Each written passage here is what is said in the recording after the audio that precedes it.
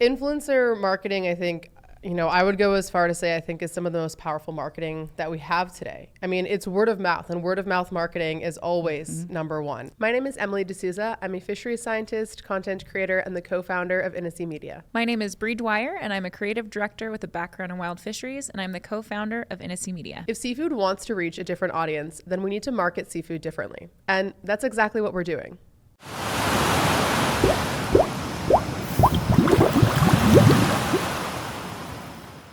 People trust influencers. When I'm looking for recipes, I have a handful of influencers that I go to because I know I can trust their recipes. I love their videos. I love their content. I feel like a connection. I'm like, I want to be friends with these people. And that's how it works. It's not just creating the content and building the following, but it is creating a community of trust. And I think if seafood finds a way to tap into that, there's a gold mine of opportunity there. Influencers, it's a real job. It's a real job. And I want to just go right into that and say, we have got to stop thinking of influencer as a bad word, because the truth is that we need them more than they need us. Truly. And it's hard work. It is not easy to do that job.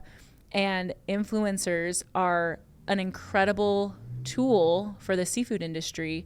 But I have not seen very many good examples of it being done right. No. I think that there is a protocol when it comes to working with influencers that a lot of seafood companies aren't familiar with. And I think that there is a strategy behind it that people tend to skip over. And we, as a company, InnaSea Media, have a lot of experience in this space, so we can definitely help with that. But I think even if you're not having us help with that, do some more research. Well, and I want to talk about the price points on this too, because I think that people get sticker shock with influencer marketing a lot of the time. And there's influencer marketing opportunity for every level of marketing and every level of budget. And so I think the expectation should be clear that if you're going to go after somebody who has 150, 200, 500,000 followers and has this amazing audience with good engagement, you better be ready to pay for that, right? Pay them. But there is also an opportunity in the micro-influencer space, the people who maybe don't have as much of a following, and therefore the dollar amount, it maybe won't be as high, but they still have really good engagement and that click-through rate, right? It's like talking about turning content marketing into sales, driving that ROI. That is where influencer marketing can really shine, but you have to also know how to track that information and how to work with those influencers to understand, okay, how successful was this? What kind of impact did it have?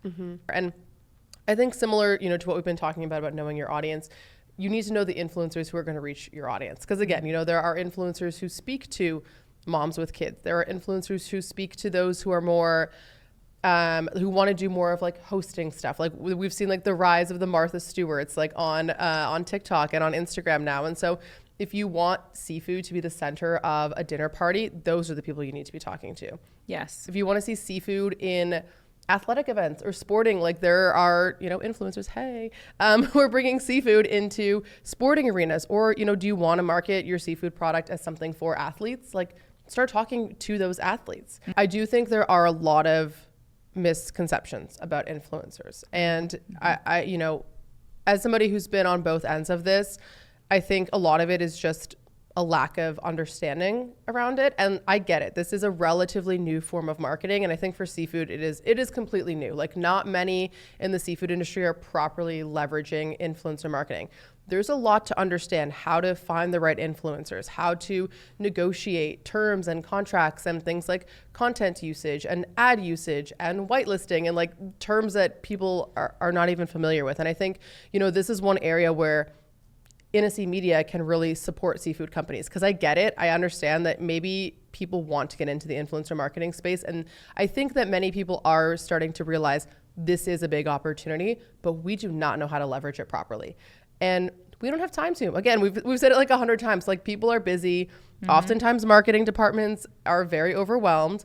And so if you want to get into influencer marketing and you don't know how, like that's really where we can step in. We can help these seafood companies. You know, that's what we've been working on, is we've been working on helping seafood companies identify the right influencers, you know, making sure they're hitting the right influencers for their target audience, building out a roster of influencers that we trust and that can deliver on the content that we want to see. And so I think it's also important to reiterate that I get influencer marketing is a big jump for people, and that's where we come in. We can help. We can not make the mountain so scary. We can let's go up it together, and let's find the right influencers, and let's build a smashing influencer campaign that's gonna put seafood on the map in a big way.